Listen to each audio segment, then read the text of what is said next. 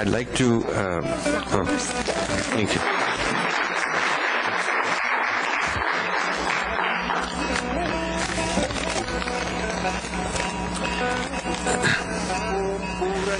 Since we are here to honor Dr. Subramanian Swamy for an exemplary work he's done, not only publishing this book but also taking up the case, I won't take much time, but I've been asked to make a few comments.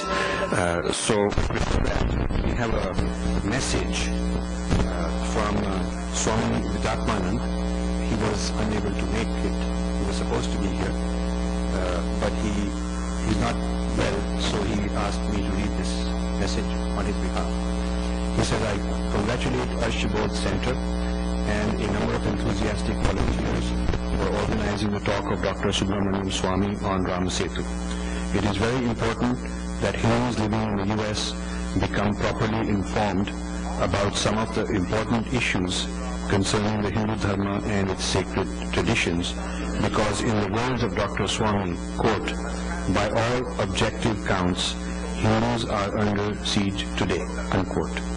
There seems to be some hidden agenda on the part of some politicians and political groups, as well as some vested interests, to damage the Dharma, and Hindus in the US will be required to actively participate in the struggle to protect Hindu Dharma and its institutions. Dr. Swamy is well-informed, scholarly, articulate, and a devout Hindu, and hence a worthy spokesman for the cause of Hindu Dharma. It is heartwarming to see that he has an opportunity to present the issue of Ram Setu before the Hindus in the US. On this occasion, a book titled Ram Setu, Symbol of National Unity, is also being released. I was supposed to release this book this evening, but have not been able to be present due to health reasons. I congratulate Dr. Swamy for writing this book, which is thorough in its treatment of various aspects of the Setu Mundram project. In this book, Dr. Swamy provides history of the SSCP, historicity and heritage around Setu, economic viability of the project, national security, and other concerns of the environmental implications of this project, and shows how the project is not viable on all counts, and therefore it should be either scrapped or some other alternative should be explored. I wish all success to this event and pray that Dr. Swamy as well as his book reach a wide audience. Signed by Swami Vidyatmanand. Okay. I was also asked to say a few words about the importance of the Ram Setu, and I'll confess that I'm no expert compared to the expert who is going to be talking on it. So rather than tell you anything about that, and I want to listen to him and learn, because I think it's a very important issue, I have a few remarks regarding why this matters from a perspective of Americans and Indian Americans and Hindus, because there are a lot of mixed up people who feel that we should not get involved in such an issue. We are supposed to be, our religion is about transcending all this and going into some kind of a realm where nothing matters, and there is no such thing as identity, and there is no such thing as it's all Maya anyway. Well, the point is that we are in this phenomenal world. We are in the world of body, mind, action, karma. That is what the whole message of the Gita is, that you have to act the dharma, you have to perform your duties. So an escapist route is not viable for the common person who is not a renunciant but a householder and living in the world. So I think this kind of an attitude of avoiding it is not a viable attitude. About a month ago, I had some guests from India, and we took them to Washington, D.C. And in touring the city, when you take one of these bus tours, basically what they're showing you is one national monument after another. They're showing you the greatness of the founding fathers, they're showing you the greatness of the history of America, why it's such a great land, what's so special about it. And after 2 days of this touring, my relatives were very impressed by, how beautiful it is and how wonderful it is. So I asked them, why is it that in India we don't have similar national monuments, There is a Vietnam Memorial, a Korea War Memorial, an American Revolution Memorial, a memorial to this or that. Why don't we have an 1857 War Memorial? Why don't we have a 1971 War Memorial? Why don't we have a war memorial to Shivaji? Why don't we have a memorial to various great figures in our past? Like the whole Washington is filled with all this. And it's also quite exciting for, to see that there are busloads of school children brought to get stirred up and get inspired. And then these things are not just in physical monuments, but they are written in history books, taught since childhood, the greatness of this country. So from an American point of view, there's nothing embarrassing or odd or wrong about having great respect for such sites in one's culture. Such sites become national or even international sites and are respected. And therefore, that's one way of locating why Ram Setu is an important thing. Another thing is, if you look at the various disciplines of archaeology, the world of archaeology where they look up old things, if you do a search on the net on biblical archaeology, it's amazing. Biblical archaeology, you'll get thousands of sites. Biblical archaeology. So what exactly is biblical archaeology? It's something about looking for sites in the Middle Eastern locations which have to do with the history as described in the Bible. So they want to look for such evidence and they want to link the dots. Even if there is no evidence somewhere, they want to extrapolate and say, well, it must have been this place. And this is what they might have meant when they wrote this.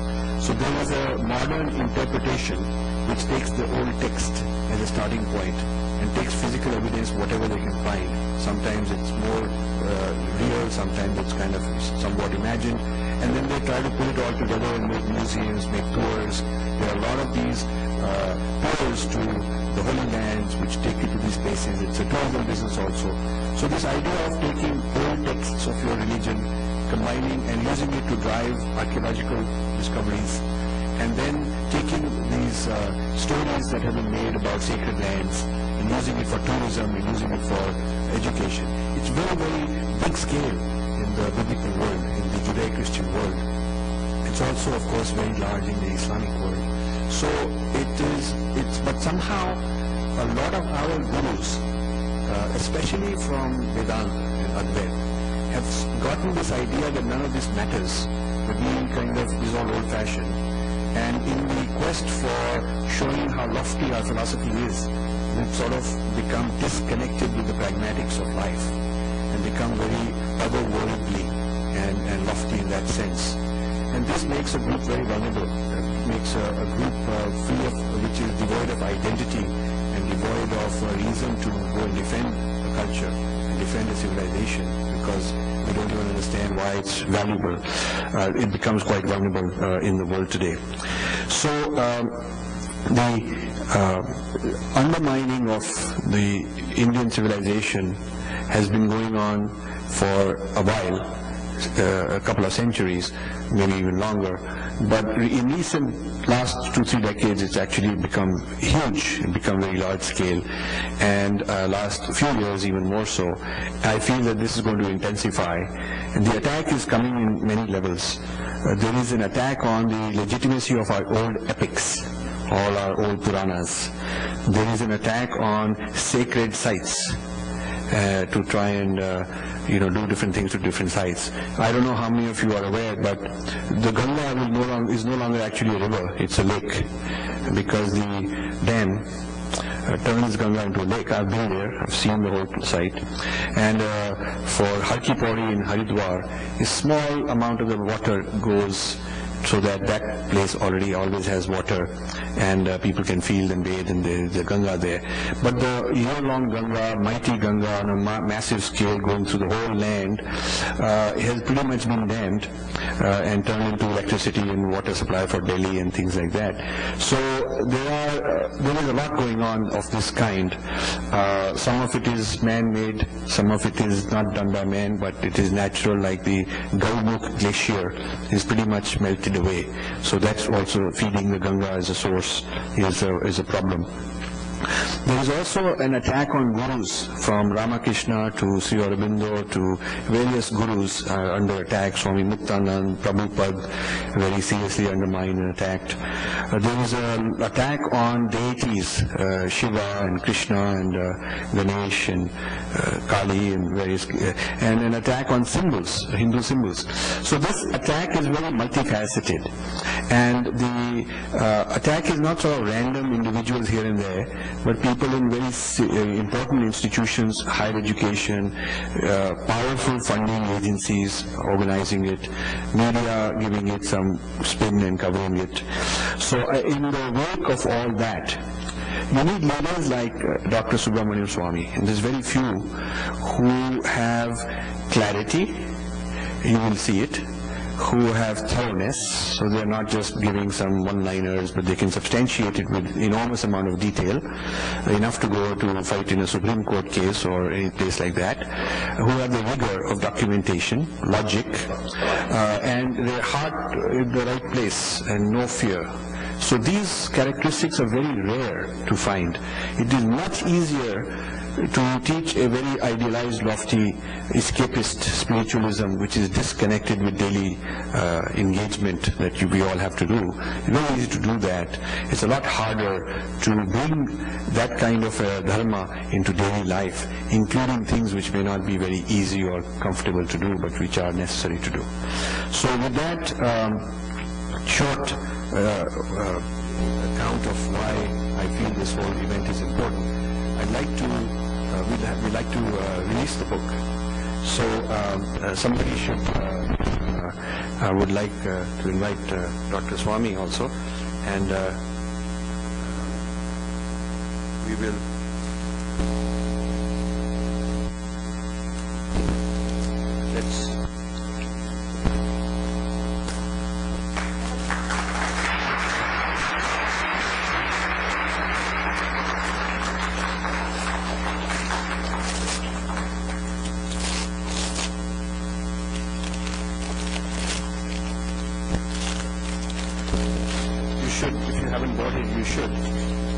and I'm going to request Dr. Swami to later on sign my copy of the book. So I'll just read the front jacket. I think it's very remarkable. The author's study of Rama Setu covers all the aspects of historical, economic, environmental, and national study of the Setu Samudram ship channel project. He opposes the rupture of Rama Setu to dredge out a seabed furrow in the Palk Strait and Gulf of Mannar. He terms the project SSCP as a financial white elephant. Despite the lack of economic viability, the environmental damages, and the national security risks of the project, he argues that in choosing to design the SSCP based on destructive channel route, the government has betrayed our ancient civilization and Sanatan Dharma. The legendary bridge of coral reefs and rocks was built according to the Ramayana on the direction of Lord Rama. That such a causeway of coral rocks and reefs exists has been established by modern satellite photographs.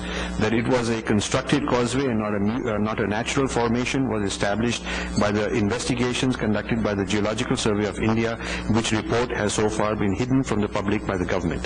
Hence, the author argues that it is essential now to set up an independent multidisciplinary investigative committee of experts to rectify this serious lapse on the part of the government. Thank you very much.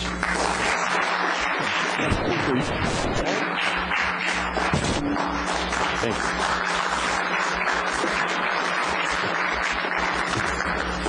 I will now invite Dr. Swami to please give a talk followed by question and answers.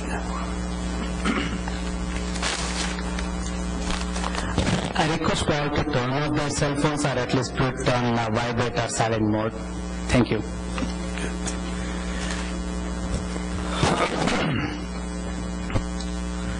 Thank you, Rajiv Malhotra. Thank you, the organizers of this function. Thank you, friends. You're on a holiday, on a weekend, come long distances to hear on a subject which is of great importance. First of all, I am very privileged that this meeting is being chaired by Rajiv Malhotra. Rajiv Malhotra qualifies to be India's first genuine intellectual post-1947.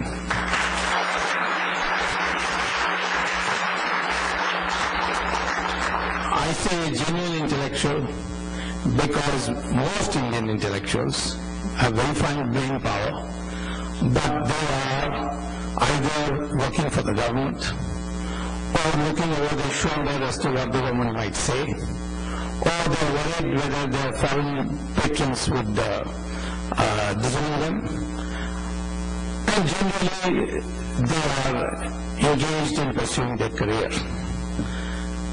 And this is one of the main reasons why after a professorship at Harvard, I went back to India, and finally after a short stint at the Indian Institute of Technology, Delhi, as a professor of economics, I decided to check it all and go into politics.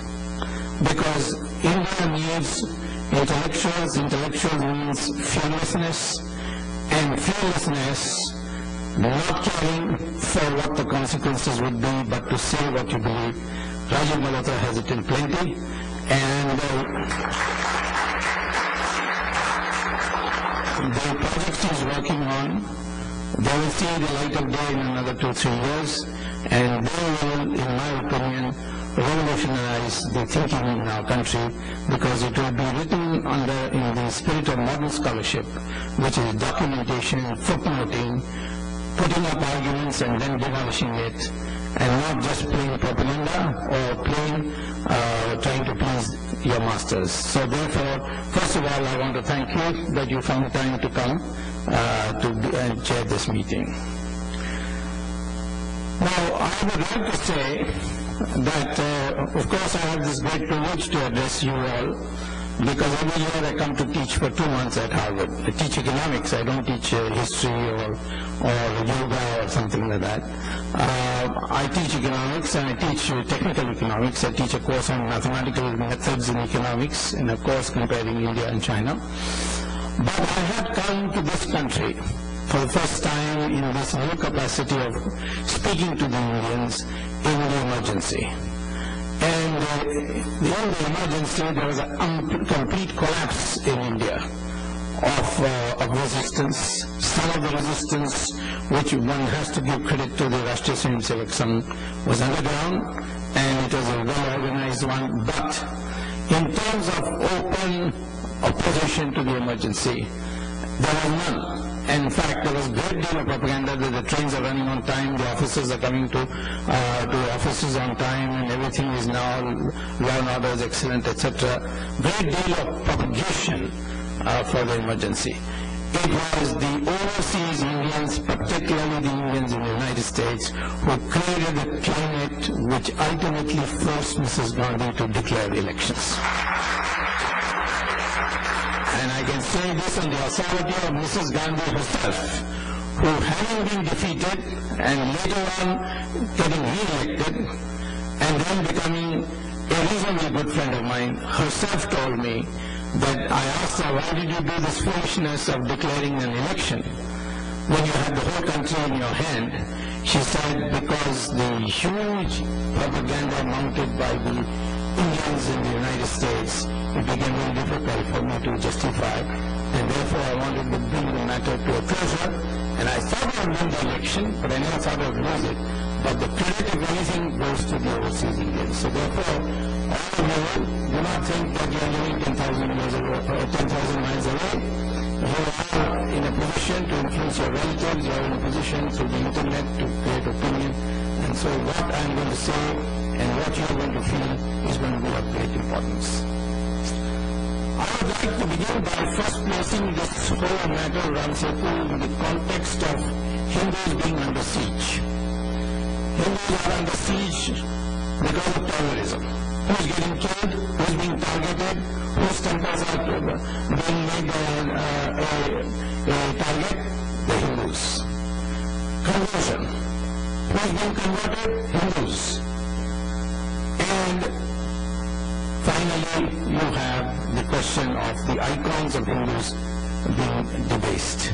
It's been systematically done, whether it's the Shankaracharya arrest, or whether it is the Amarnath land transfer question, or whether it's the Rama Setu. These need not be done. but they are being done. And if you go on looking at all this, you see that Indian Hindus are under a siege. People say, 83% of India, how can it be under a siege? Well, you may be under 83%, but for example, in a forest, if there are 1,000 goats and one tiger comes, all the goats will run away. It's a question of mindset. Even if you're a strong person, if your mind is not properly set, if your mind is not properly formed, you can be controlled. Take for instance in a circus, there are 5 lions inside a cage, and there's one little master, a thin little master with one whip in his hand. And he cracks the whip and he says, "Climb up." And these lions, all of them make noise and hoo-ha, but they ultimately climb up. Each one of those lions can with his paw kill that ringmaster. But his mind has been so programmed that he is programmed to obey. And therefore it's not enough for us to be 83%, not enough for us to be powerful people in terms of our philosophy. It's the mindset that we do Hindus individually. We go to do puja, we go to temples, we celebrate Diwali, but that's not enough. What you need now is a mindset that if Hindus are touched anywhere in the world, the Hindus of India, anywhere else in the world will rise up and stand and fight. That is the mindset we need. So the mindset of the Ramasetu is being damaged, then the Hindus of entire India should stand up. And for the first time I am seeing this, that Hindus are standing up, they are protesting, and the pressure is being felt by the government. Otherwise by now they would have broken it. So the whole delay in going through the nefarious project is because of this awareness that has been created. Of course, the matter is in court, and the court had in May said, go back to the drawing board and come back with an alternative route which doesn't touch Ramasetu, find out whether Ramasetu qualifies to be an ancient monument and therefore to be protected. I thought the government would do these studies, but instead suddenly they came on July 22nd and said, no, we are not going to do any of this, we are going to argue. Maybe they thought that I am not in the country and therefore they can take advantage, but I have just booked my ticket tomorrow night to move from New York Airport back to Delhi, and I shall go to the Supreme Court to finish the argument.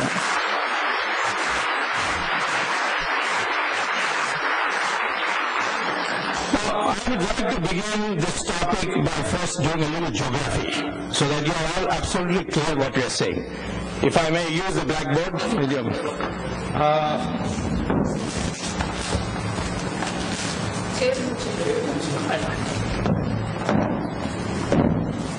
This is Calcutta, and we have India, the coast of India. This is Chennai. And this is Madurai. This is this is Madurai, and this is called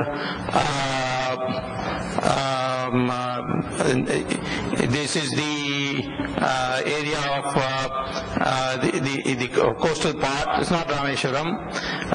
Then there is ocean, and then there is a island like this. This is called Pamban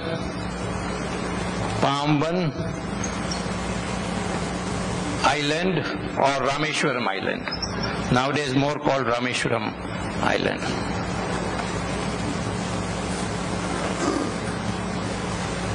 And this is where the Rameshwaram Mandir is. The Mandir, Rameshwaram Mandir is here. This is Dhanushkodi.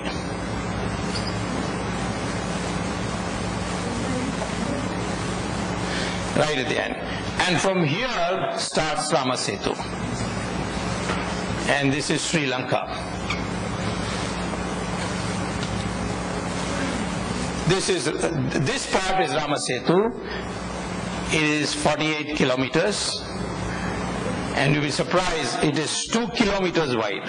Such a wide, it's a causeway. It's not a bridge in the sense it's not over water. This is about 25.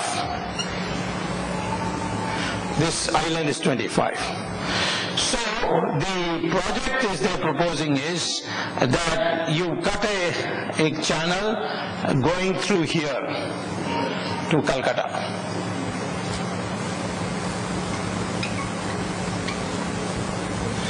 This is instead of that, and this is Tuticorin.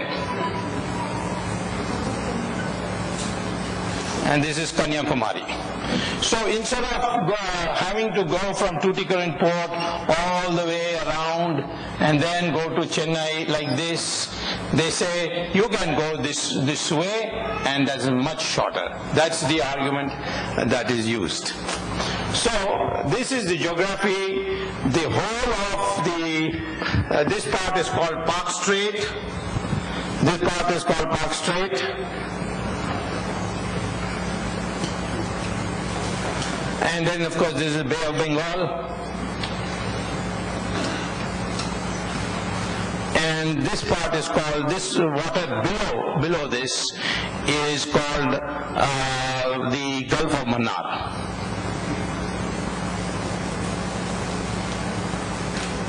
The water below is called Gulf of Mannar, the water above is called Park Strait, and this is where the LTT hangs out. And I'll tell you why that's important. Okay, so this is the geographic of it, and it's very important to know it because then you'll understand what I'm about to say. Okay, now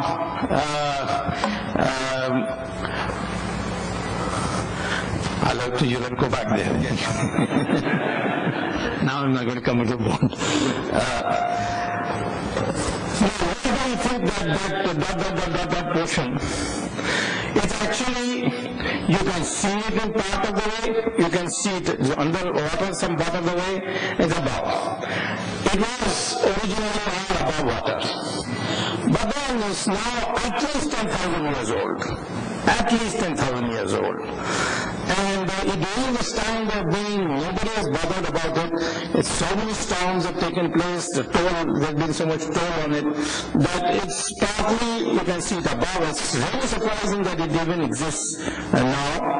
And but you can see it, satellite photographs are very clear, but if you go there also, you can see it, you can climb on it, you can go to Dhanushkodi, take a boat, and then you can step on it, and that whole part, that dot part is the Rama Setu. It's very Ramayana. And the description given in Valmiki Ramayana is so exact. What does it say? That Rama came, he then took a boat and went, there's a small gap of water we go from Madurai to the coast, then after that there is some water, about 2 kilometers wide, and then after that the island is there.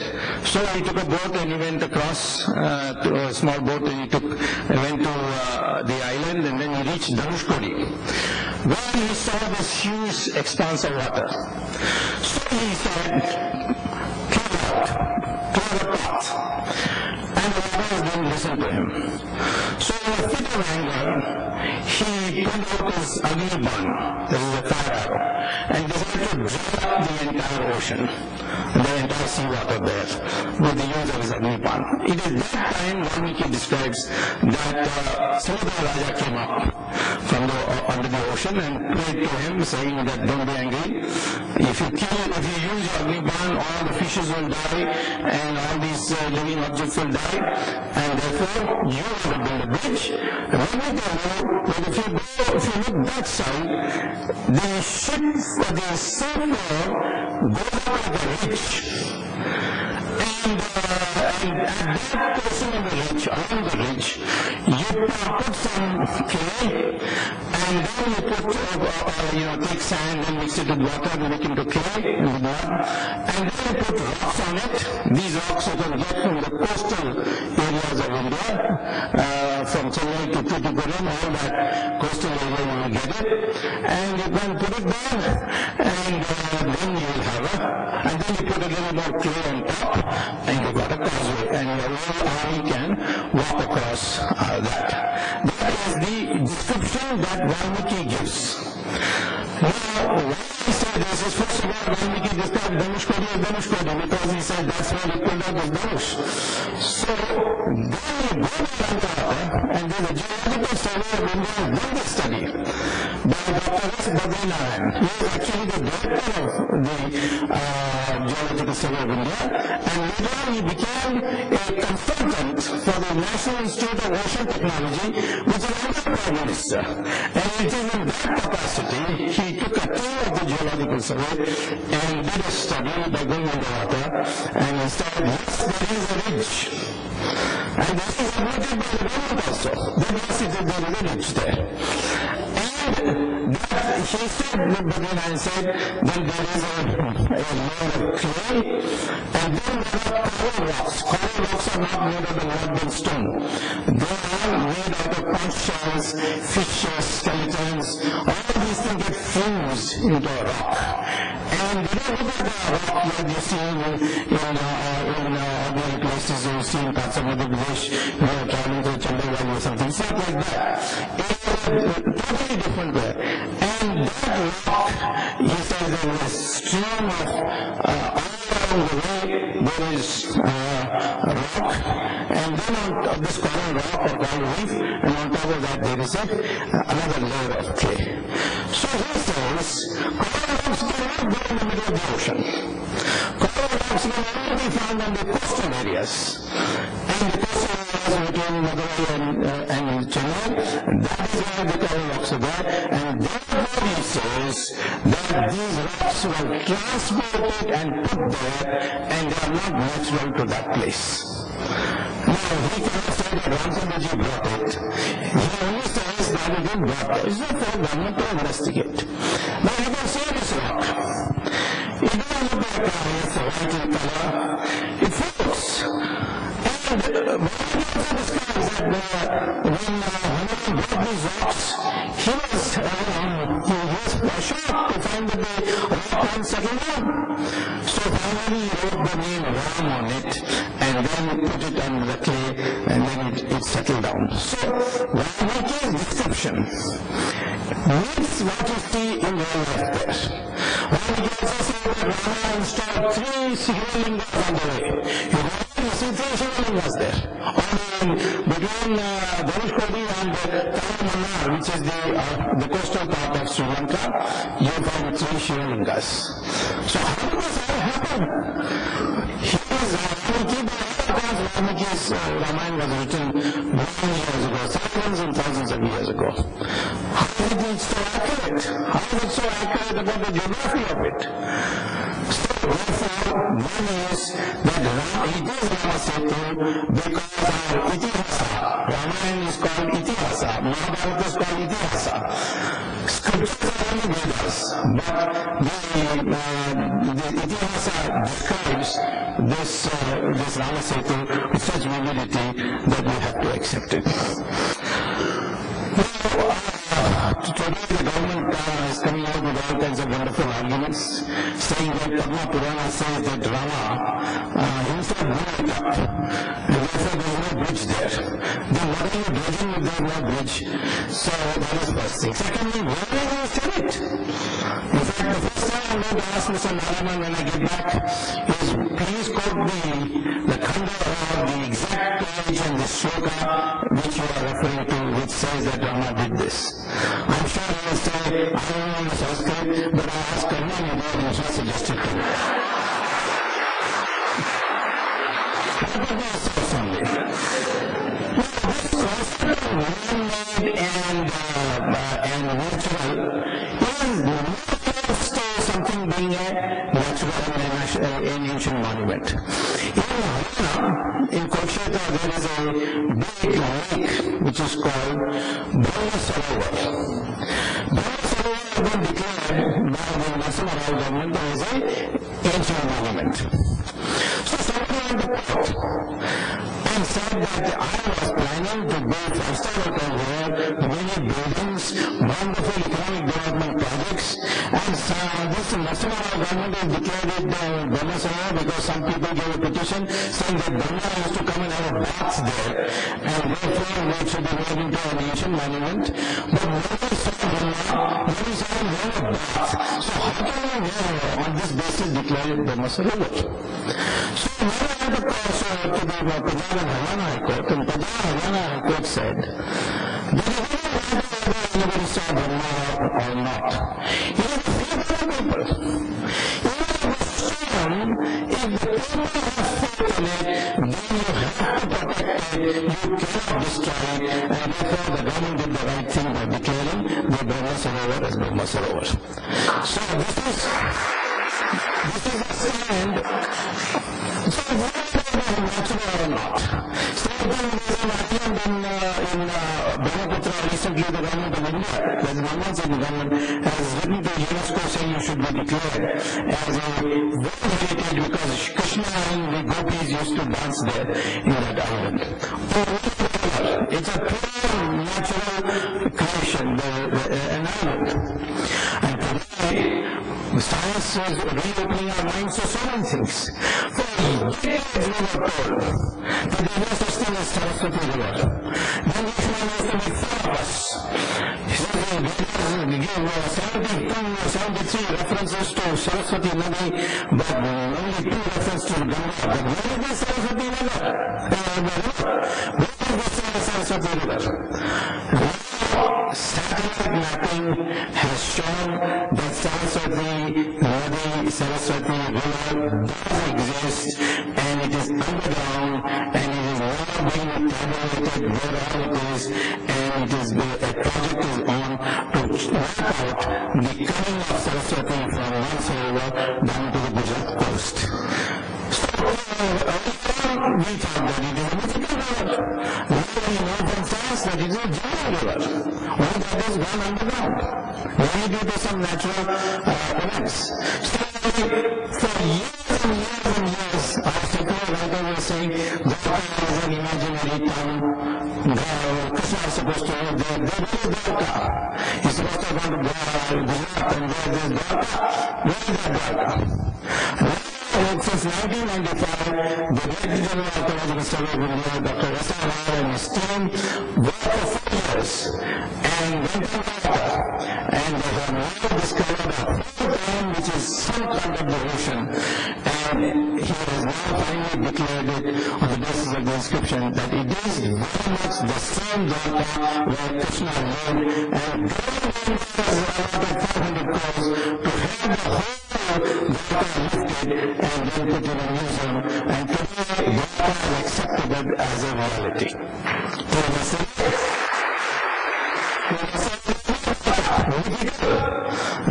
Admitted there is Dwarka.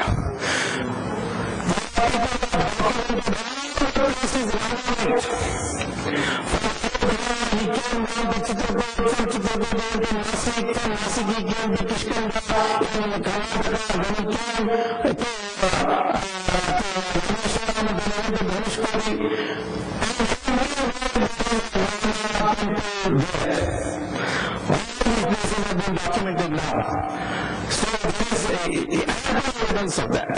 In fact, so much interest now coming this Rama Setu, that the Sri Lankan government thought this is the time to make some money. So they have advertised that come to Sri Lanka and see what the whole land with the mountains and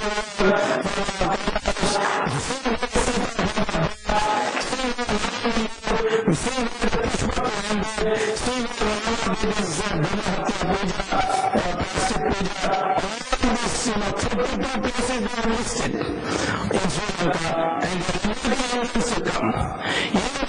people in Sri Lanka, in the Rameshwaram area, who used to previously tell me, why are you stopping this project? It will increase our income and all what we're told. Now they're saying we don't have this project because so many people have now started coming. But we have no point in new boats. This is what we want. So tourism is another way by which this can be done. But the fact of the matter is that today there is that kind of recognition, and this is leading towards a situation where we certainly will find ourselves in the position of having attained a victory in this matter. Now, this 47th project is that this particular government has chosen that one alignment. Previously, from 1860 onwards, the British thought of having a route across. Now the problem is, there are two problems with this. One is that the ocean is shallow. So therefore, only you will have to dredge underwater and create a deeper channel. And then only the ships will be able to go. So one project, part of the project of SSP is digging under the ocean.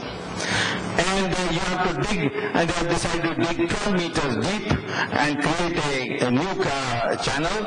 A furrow is the correct word for it, so that ships can go on it. And the second one is cutting through this barrier. When Ramswamy Mudaliar was given the first committee after independence, there were 9 committees before, and all of them were dropped. Then after independence, again, Kamaraj and Rajagopalacharya suggested that this might be looked at. So a committee was set up under Dr. Ramswamy Mudaliar, who was a highly respected figure in Tamil Nadu, and he suggested that actually this place, there is a small jutting here, and this area is called Mandapam. And he suggested that the route should go via and cut across this Mandapam area and then go. This is called the alignment number 1. He suggested that. And he also wrote in the report that don't try even thinking about going through Ramasetu because of a variety of reasons. One reason he suggested is that this furrow, if it's in the middle of the ocean, then the ocean waves will go on putting sand back into the furrow. And that means every week you will have to dredge it. And then it becomes prohibitively expensive. Now, T. Bombay, the present shipping minister, has founded a new company in the name of his son called the Dredging Corporation. And that is going to be given a contract for dredging. So for every week dredging, he will have lifetime income guaranteed because they will have to go on dredging. That cost is, by the way, not included in the project cost. It is part of the maintenance cost and being kept out, but it should have been included in the... So this is one route. Another route is through here. That is route number 2. Third route is another here. That's route number 3. Then route number 4. Then route number 5 comes like that and then like that. And this is route number 6. So, all these routes have been rejected. Why? Because it's not economically viable. How did Route 6 become suddenly viable? 6 was not decided by any committee, expert committee. It was decided by the government. And the government in its form decided they will have it through by cutting Ramasetu. So this is the project. Now why am I opposing it? Well, certainly it hurts the feeling of the people. I don't care whether it is economically profitable, national security advantages, environmentally sustainable. I don't care. if it is going to hurt the sentiment of the people and demolish an icon of our culture, then even if you have to sacrifice the economics of it, the national security aspect of it, the environment aspect of it, then still I will say you can't touch the Rama Setu. That is first point. Disastrous. I told you that I just now mention a few facts. It's a long subject. It's economically disastrous. All the advantages, economic advantages are based on bogus data. They never thought there would be a politician like me who knows economics also. So therefore, the court that had produced these statistics, they were really shocked, you see. They said you can't believe this. And I tried the government to contradict it. The fraudulent statistics are. So therefore, is economically disastrous, environmentally damaging, and national security, the only beneficiary I can think of, very beneficiary would be ITT, which is sitting there, which at the moment has to go around that way to go to Cochin, and therefore, and to Tuticorin, and to Kanyakumari, and for them, they will get a channel to go straight through. Because the LTT now feels there's too much heightened consciousness in Tamil Nadu against the LTT. So they are not finding it easy to set up base there. So they want to go to Kerala, because everybody in Kerala are very relaxed about everything. So therefore they can set up a camp there. So they only set up, they're moving to Cochin, but they need this route very badly. And you know that Karunanidhi is a person who has always been blessed with the LTT. In 1991, when I was minister, we dismissed his government. Only one condition, on one reason, that he was passing more state secrets to the LTT. So on that time we dismissed his government, and of course the subsequent election the people approved his view and defeated him so badly that he didn't even get one seat in either parliament or in the assembly. That was the degradation he went through. So this is the national security aspect. I don't want to get too early into it. But first of all, is it unnatural to think of protecting the faith of a country?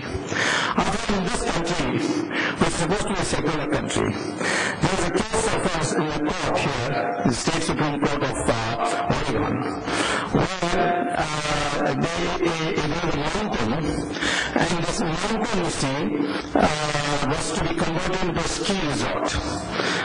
And the one company came and gave a tender that we will take the waste products of the municipality of such and such town nearby, and we convert it into snowflakes. We have found the method by which all the garbage and excreta, everything that goes into the drainage system, we will feed it into a chemical plant and convert it into snowflakes.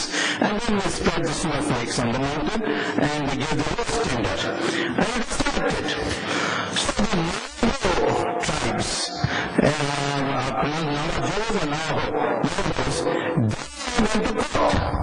And they said, this is what I said, this is our ancestors in the mountain. We don't know if this is made into a ski resort, but we cannot have the refuse and the garbage and the waste products of the municipality of such and such town spread over it in the new form of snowflakes. Very religious sentiments are involved. There are another way of doing things.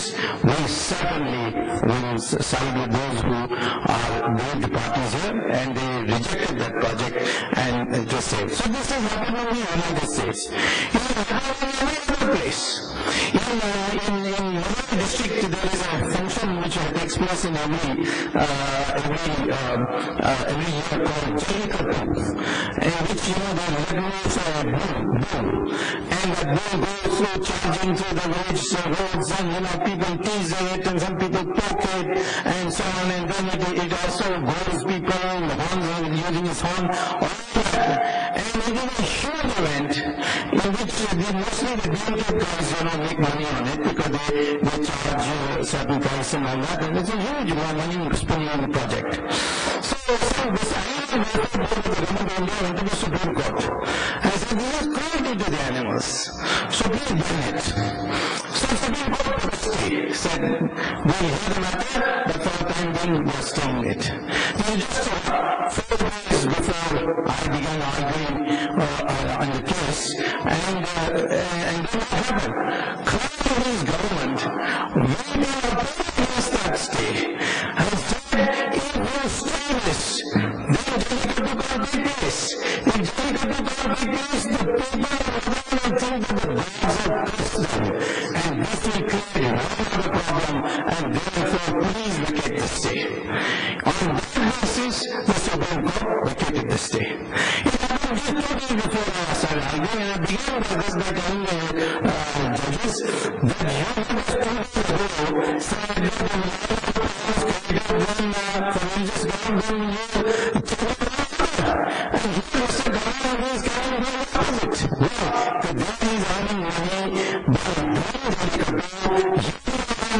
you earn money by breaking the law, so that's the end of the defense, the whole thing of the law who gets how much corruption.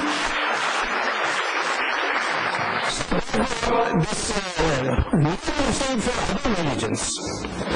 How much of accommodation we do? I produced one letter to the government and to the Supreme Court, which shocked the Supreme Court again, which shook them. Otherwise they were all hostile. And then they changed around after I produced all this material. I produced a letter written to me by E. Sridharan, who is the head of the Delhi Metro Authority. He's got a tremendous name because he's built this metro, which is world class. World class. Now we are personally extending the metro. In Delhi, I don't know whether many of you have seen the Delhi metro. It compares with anything in the world. Now, he decided to extend from All India Medical Institute to Gurgaon via Qutub Minar. And he thought he considered everything, how much the people of the area, all this, and finally said the cheapest way to do it is to not have the metro go underground as in other places, but go overground, and that would be the cheapest considering the land revenue, etc., etc. So he decided, the project got cleared, and got the sanction, and work started. One small unknown NGO, Islamic, announcing, saying that this project is coming up, and we hear, they don't even say that they are proof, we hear that the vibrations from the metro going up and down will cause cracks in the Kabistan of several Kabistans near Qutub. And this will hurt our feelings, and therefore it should not be allowed. So, Sridhar writes to me in this letter that Prime Minister summoned me, and I told them, no, I've done all the study, there's no such thing, there's all nonsense, there's no vibration. In Akron, on the left-hand side, there are so many houses, none of them are complaining. They should be affected first. How can a Kabristan get cracks because the trains are going up and down? So, Dr. Manmohan Singh said, we have a council, you see, we don't go by these things. We will accommodate. So he said, but we can't accommodate now. We start the project, if I do redo the whole thing, it will take me another 500 crores. So Manmohan Singh said, what is 500 crores? I will sanction an additional 500 crores for you. And we find another way of doing it. And so that a metro from All India Medical Institute to Gurgaon is now being going underground. And the work is delayed now by 2 years only because somebody felt that the Kabristan would be get a guide. Now they can do this for these people.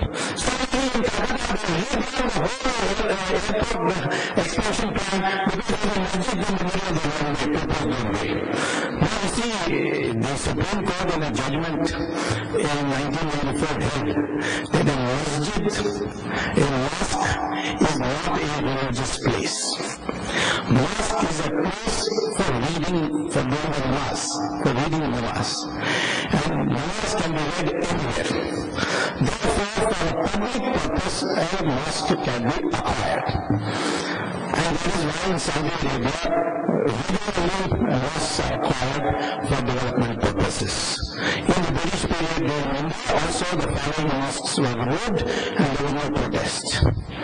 This of course should be used in Ramjanagara later, and I will go it when after the through the Ramasetu. The next project I am taking up is the Ramjanagara issue. Why did you do this? They just don't allow any other religious groups because they are united. They vote as a block. Hindus don't vote as a block. We vote like somebody is a Gujar, somebody is a Kurma, somebody is this, somebody is that. We break up completely. And therefore, there is no way in which any Hindu can make a fundamental difference. If 83% vote together, we get 100% of the states. If 40% vote together, we get majority in parliament.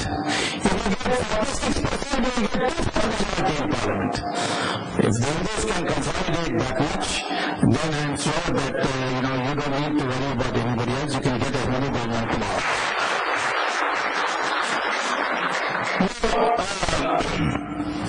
So first objection of mine is that there is a religious objection. This is Rama's, our Itihasa says so, Valmiki's Ramayana says so, everybody says so, the known Mughals say so, the Burmese and all those people came, they also said so, the British also said so. But this is Rama Setu. The British only renamed it, one Britisher renamed it as Adam's Bridge because Adam was kicked out from heaven, he came to India and walked across to Sri Lanka. So they renamed it Adam's Bridge. But still the Britisher wanted to perhaps humiliate India, so he renamed it Adam's Bridge. And in British record that in 1498, people used to walk across to Sri Lanka. So therefore, this is something which I have no doubt in my mind that Rama Setu was built by Rama. Rama was the first emperor of India. People say Ashoka was the first emperor. No, it is Rama who united India, north and south. Krishna united west and east. And these two together are Hindustan, in my opinion, Rama and Krishna. If you go deep into Ramayana, you see so many very valuable messages for the country. Lakshmana asked Rama, what are the good laws in us? They are people get from Ayodhya. And the 5 years work to finish Ravan. So Rama says, no, if the army comes from there, then we have to build cantonments for them here, then we have to provide food for them here, the local people will be harassed, they will be resentful, and the government will take advantage of that and develop sabotage within our country. Therefore, we have to build this army so that they feel satisfied that they are also parties to it. So this is Ravan. Why did Rama want Sita to do Agni Pariksha? Because so many people died, so many people were made, so much expenditure took place, so much effort took place to focus on woman. He knew that Sita was pure, but he wanted to demonstrate to everybody that all this was worth the sacrifice, the sacrifice was worth it because Sita was a special person, and that is why we have that picture for Sita. So the Ramayana is full of these things, many people are taught it properly. So now this is the first part, this is the second part. This whole project is bogus because 12 meters deep channel. 12 meters deep channel will service what kind of ship? Only those ships which are less than 30,000 deadweight tonnage. Otherwise, if you have more than 30,000 tonnage, it will get stuck in the ground. So therefore, what percentage of the world ships are less than 30,000 tonnage? 5%. 95% are 60,000, 70,000, no tanker today is less than 100,000. So for all these ships are this 5%, where is it going to come from? All the ships coming from Mauritius and Aden, they're all over 60,000. Every one of them, 100% over 60,000. So this 30,000 is for whom? Well, I know one, yes, LTT is one, correct. The second is chaired by his other son. He has two wives, so he has many sons. It's true, it's all publicly owned. He has put it in his affidavit as a candidate. But he has two wives. And his son got another wife. He has got a shipping company called King Shipping Company. And all his ships are 15,000, 10,000, 5,000, and it is for him, so that he can take it from here and do trade and get an advantage over all others. So the first thing is that this canal is going to service only 5% of the world ships. And all the major ships, the tankers, the freight carriers, the passenger ships, the large passenger ships, none of them will go through this. We don't want this. This is not for us. Because our big battleships cannot go through this. And small ships are already going through that small passage here. They are already going through here, Mandapam. In this, the 2 kilometer gap. They are going through it, so no problem. So therefore, the first argument is this is going to benefit a large number of ships. Totally false. Only a very small number of ships. Second, even if you have a large ship, when the ship comes into this area, it has to slow down. Why does it have to slow down? Because this is not like Suez Canal where you can see the walls of the canal. This is a fellow under the water. So you have to have a pilot, and the pilot will have to come and tug you so that you don't go this side and this side and get stuck. So that means that the ship will now go at 4 knots per hour instead of 12 knots per hour in the open sea. So when they have done the calculation, how much time you save, they assume that the ships will go at 12 knots per hour, when in fact it will go only at 4 knots per hour. So if you have a ship coming from Aden, they will find it easier to go this way to Calcutta. Then they will find it easier, they will find a shorter time to avoid this thing and go this way rather than go through this way. So like this there are plenty of, and it has been shown that they are assuming that 8,000 ships will go every year through this Setu Samudram project, through the canal. At the moment, they are only going 253. The 253 come to Tuticorin. I'm not saying they're going through that because there's nothing to go through, but they come to Tuticorin and then go around. How many ships? Only 253. So how did this 8,000 figure come? If you don't have 8,000 and then put in the tariff rates and all, you cannot show profit. Every year, by correct calculation, you will be losing 1,000 crores per year. So this is another. Now, there are alternative, you want this ship for some reason, then how do you go here?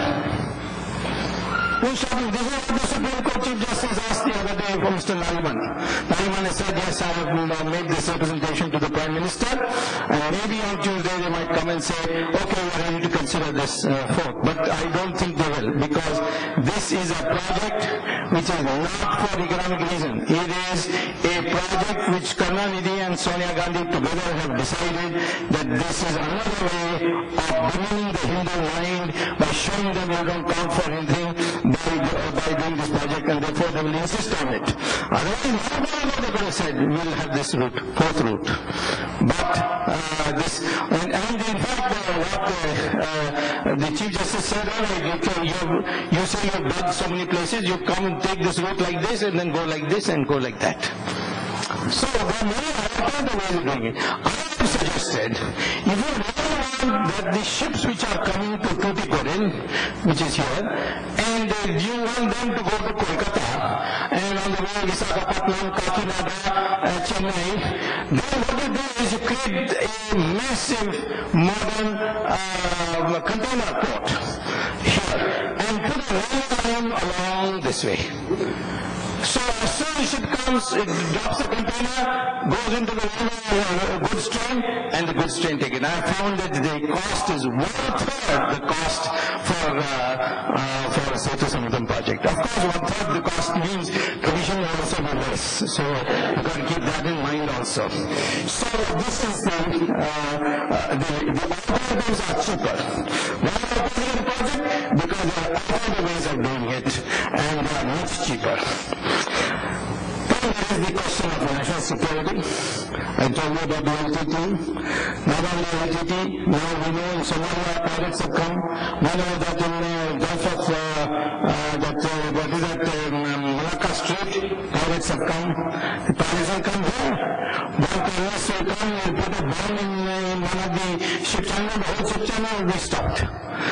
This is the most dangerous part of it, and the Coast Guard has given a report saying we consider this project as a national security risk. And ironically, it was mandatory to get an NOC from the Coast Guard, but the government of India did not get it. Finally, there is a question that you see, this part of the ocean below this is very calm. And that's why all fishes, corals, and bio things all grow here.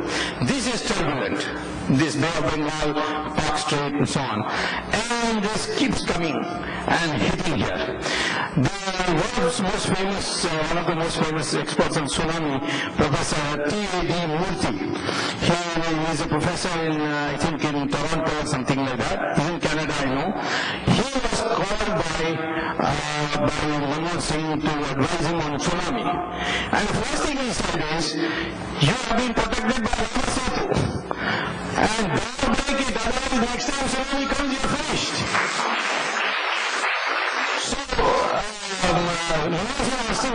He said because these waves came here, these waves came from here, and they were both hit the Rama Setu and calmed down and cooled down. And that's why the effect was not there. But if the tsunami comes from here, and this canal there, it will have what is called an accelerated effect. It will call what is called as a, it will generate speed, and it comes through that and go very fast, and will finish off Kerala coast, not to talk of Tamil Nadu coast. So don't touch it, she said. So far, surprisingly, the effect of Setu Samudram on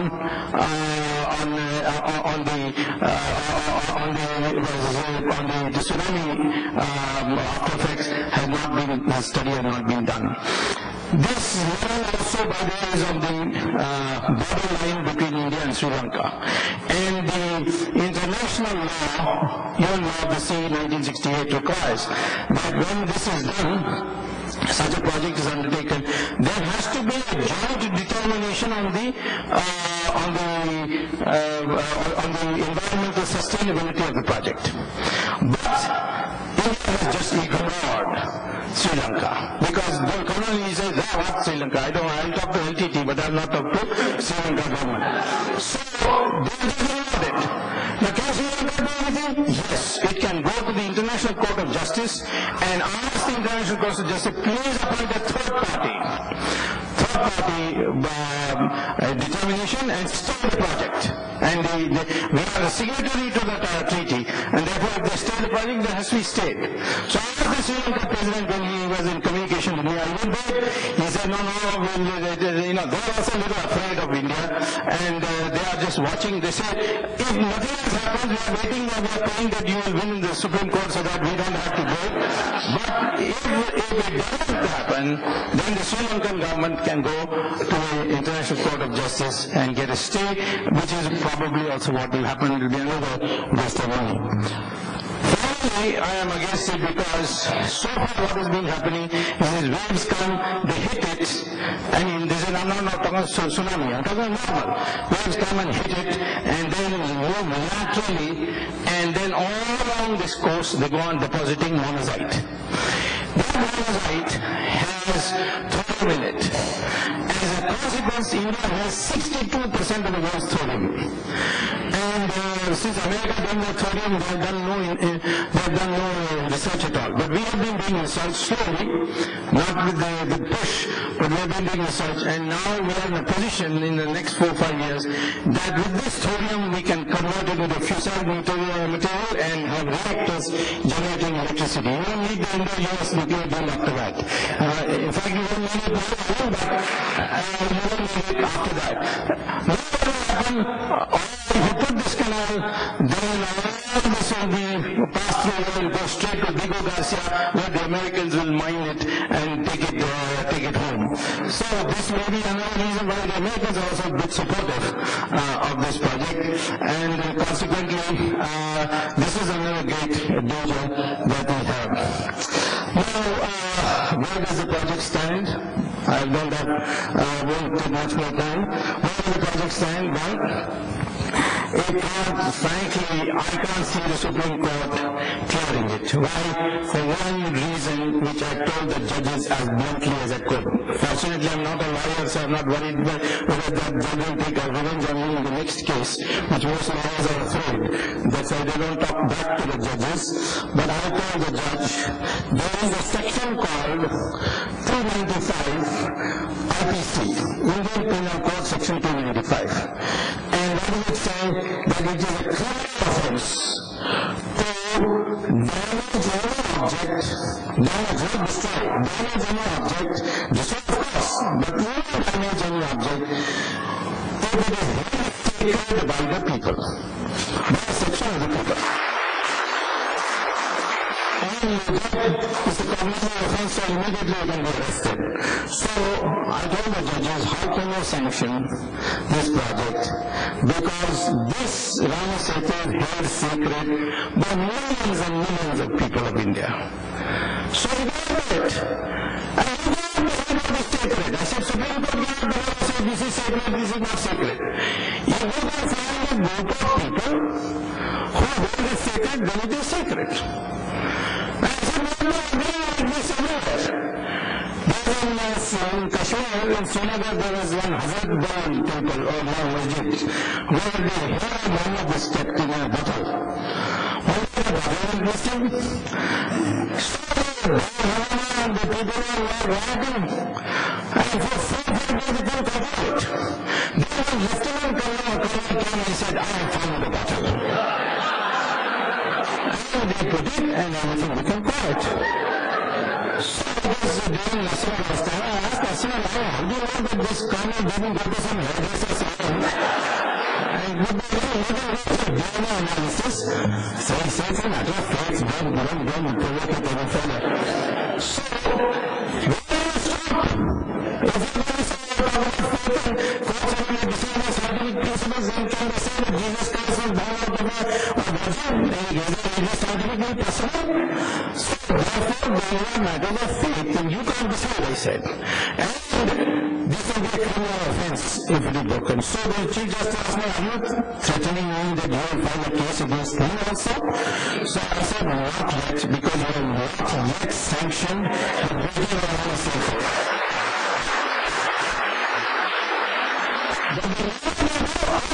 Case against you, I'm entitled to do so.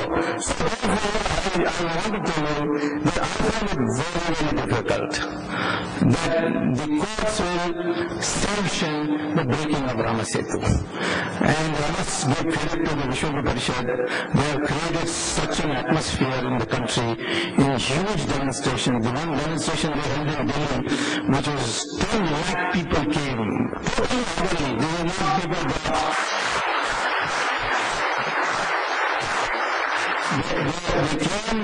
they came orderly, they were not brought by trucks giving biryani and all that, They knew where people bring crowds. In fact, Srinagar told me that day they earned 13 lakh rupees extra because every person who came paid for the ticket, and after that only he got into the train. So 10 lakh people in the cold winter of December 30th, people assembled there. There have been demonstrations all over the country. I don't think any judge can ever think of violating and upsetting so many people. But even aside from that, it's illegal.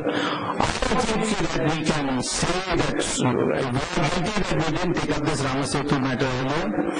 And in fact, when I started discussing about, because Swami Dayananda Saraswati, who is one of the, I consider one of the greatest today, because of one reason, he created an institution which no Sadhu could go before, created the Hindu Dharma Acharya Sabha, in which he has got all the Shankaracharyas as members, all the Pijadhipatis, all the Mahamandeshwars, the minority is being left out.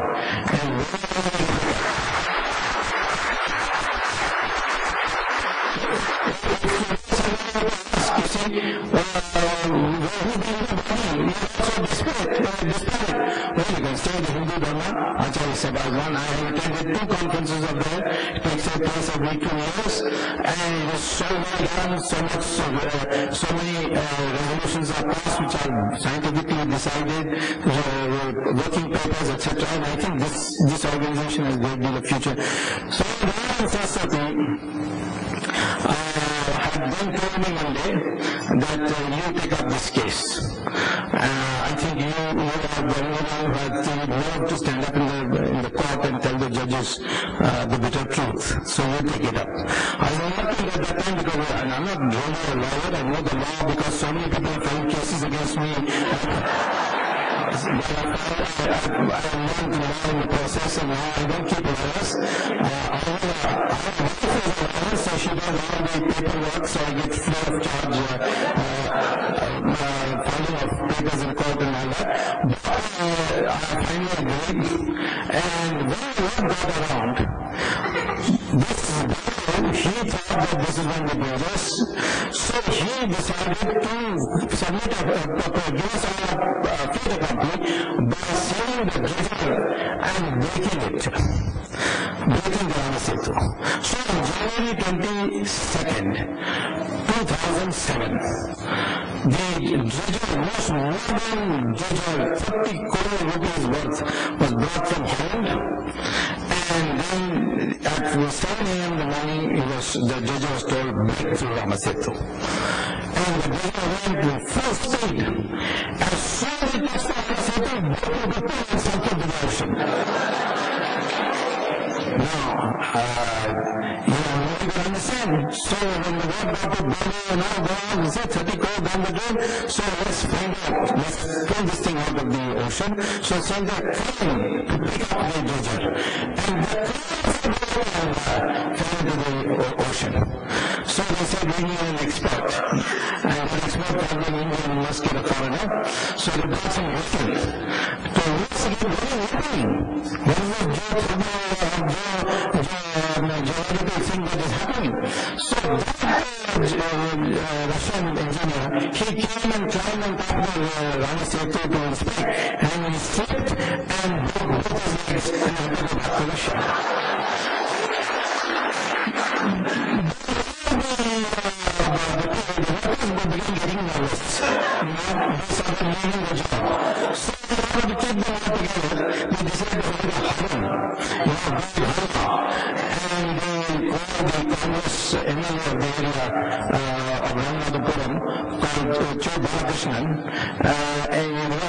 He said that you please come and break the coconut, and then you will build the Havan.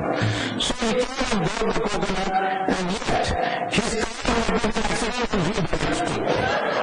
So I was to the judges, and I said there are no coincidences, I'm not saying anything. So therefore, they didn't try to break it, and I tried to explain that you see, you can't break a ridge by dredger. You need to be used by explosives. If you use explosives, then it is environmentally disastrous. So all the talk of dredging is all nonsense. Then that point of view, I said, after the hearing of Reverend me, there was an Indian Law Institute meeting where one of the judges of the three-judge bench met my wife in this lecture. After the lecture, they were having tea. So he said, your husband is a character. So she said, no. He said, he coolly says, oh, this happened, is all coincidence. Then he comes in the next day in the press to say, my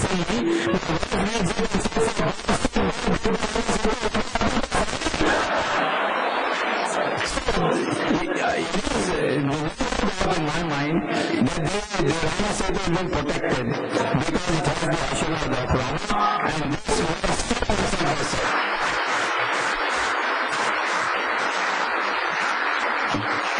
So brief that there are alternative routes if you want to go from Tuticorin to Kolkata, Rail Line, or one of those other 5 routes. seats you can have, but Rama Setu cannot be touched. And if you have the railway or anything, then any other ships can come. 100,000, 200,000, 300,000, any can come. And consequently, either the government has turn out to vote or the project must be scrapped. I assume that with the elections approaching and the people doing what it is, the government also will think their times. But in any case, I don't think that because of the illegality of it, this government can possibly get a go-ahead from the Supreme Court. I will only ask finally on one question I was asked by the judge. Being spent. What about that? So I said that's very easy. There is an act in India called the Prevention of Corruption Act. I will prove that this whole project was selected by fraudulent means, and therefore Karnataka, and Sonia Gandhi's property should be attached and made for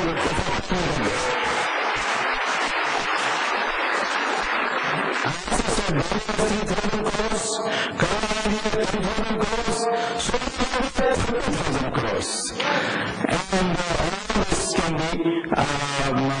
can be extricated if the government of the day is determined, and therefore Rama Setu will ultimately be the catalyst that they wanted for Hindu unity and to serve it.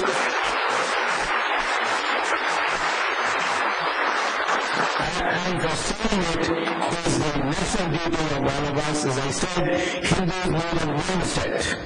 And that mindset will be developed when we have clear about our identity. What is the identity of an Indian? Well, Hindu is no problem. This is my country. Muslim asked me, what is my identity? I said, your identity is that if you're an Indian, you will proudly acknowledge that your ancestors are Hindus. So there are questions. Your ancestors are Pakistan. We are born in this country. This country is a land of Hindus, and those whose ancestors are Hindus. And I say that every one of us today should strive to see that either we, or our children, or our grandchildren learn Sanskrit. Because Sanskrit is a language whose vocabulary is greater than the language. In the dictionary listed, 40% of the words of Tamil are Sanskrit. Once Karnataka is Karnataka,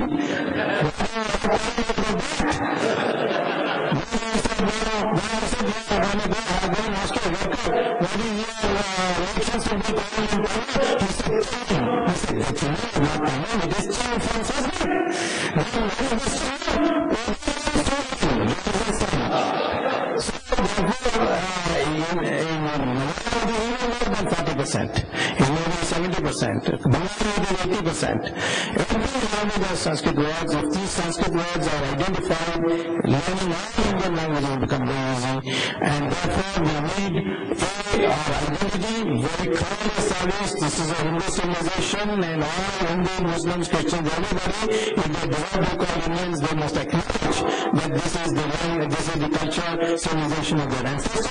Two, you must learn Sanskrit, and third is a project on which I am waiting for reading at the board, the correct history of India. That must be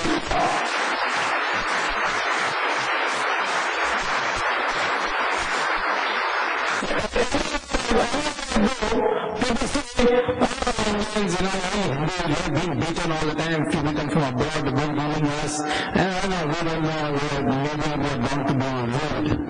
I say that is not the correct history.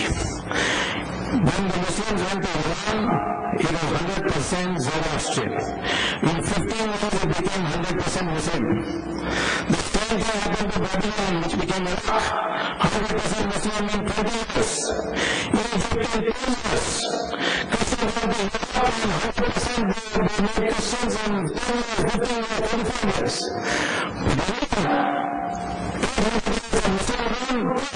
Christian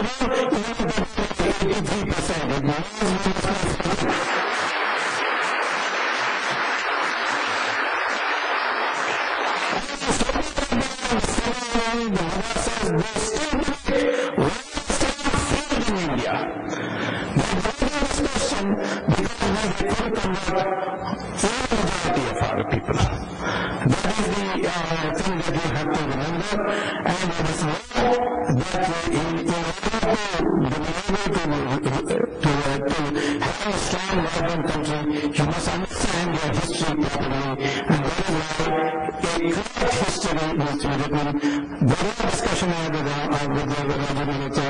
I know he has completely understood it, and therefore I'm just waiting for him to put it all in print so that we can feature the government, can prescribe it as the prescribed text for our students, and change this whole government represented our brain and make us feel inferior. So with these words, I thank you very much.